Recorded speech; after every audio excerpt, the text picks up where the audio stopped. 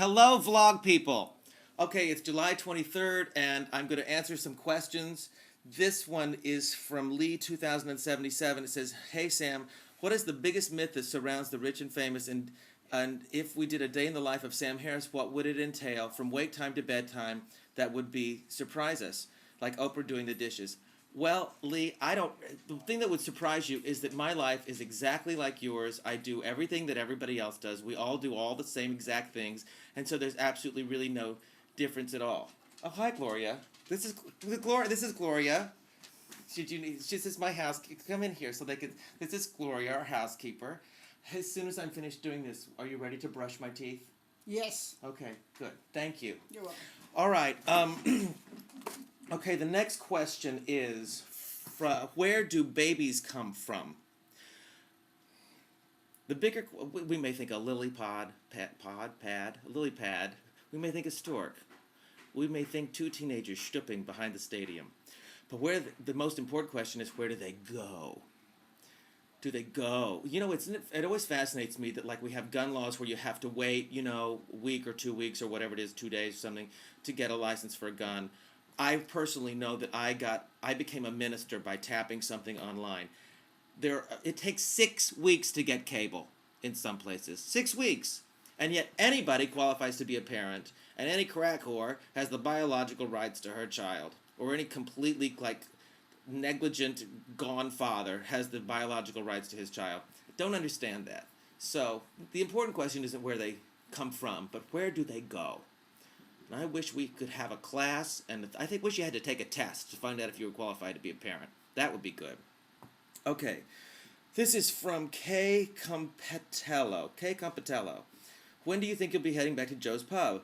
Joe's Pub is this great place. The Joe Papp is named after Joe Papp, the great theater director, producer in New York. I love Joe's Pub. Don't know when I'm going back, but plan to. I'm going to be in New York, though, at a different place, Birdland, in November. Very excited about that. It'll be fun. Okay, this is from Lillian Dapp. You sang a song in your concert that went something like this. The lyric is, "When you say it's the end, I'll hand you a line." It's an absolutely gorgeous song. Who wrote it? It's called "I'm Gonna Be Strong." I can't remember who wrote it. But if you iTunes it, it was a song, I think, in the 60s. And it's been remade a couple of times. It's a great song. Also, you sang a song that had lyrics, "Let me sing and spread my wings so that I can rise above. Let me love beyond my means." Wow, you remember a lot. Wendy Tuttle, my friend, wrote that. And sings it beautifully, much better than me. This is from Stanley Mozart. I am in the theater. And one time I was in a dance show and forgot to put my pants back on after a costume change. Have you ever forgot to put on a particular part of clothing during a show? Well, as a matter of fact, I had exactly the same similar situation. It was a long time ago. It was when I was 16 and I was working at Opryland in Nashville.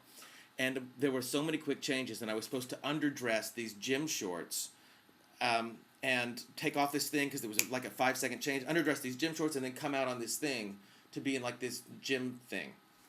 Well, I forgot to underdress the gym shorts, and so the dresser pulls down the pants, and I went out, and I was just wearing a dance belt. And I went out, and I felt a little breeze on my legs, and I was like, ooh, it's a little nippy down there.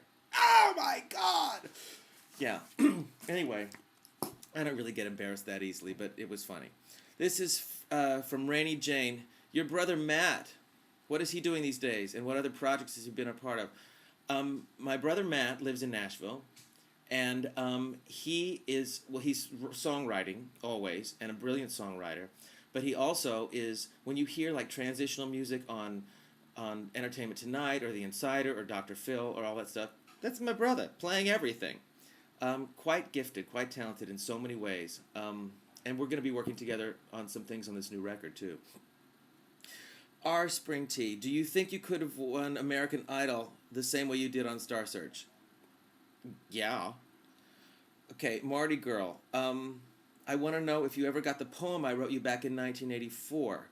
I'm now going through surviving cancer, and there are just some things I'd like an answer to, and one of them is you ever got the poem. Some of the poem was, "He stands 5'7", a remarkable man, singing his heart out, able to withstand."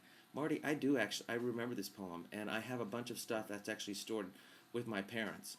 And I'm sure I still have it. I remember that, because I remember is able to withstand. Thank you. Thanks. And health. Health to you. From Brett Daniels. Being an actor who should be off book at this point in the rehearsal process, I wonder, do you have any certain techniques that work for you to learn your lines?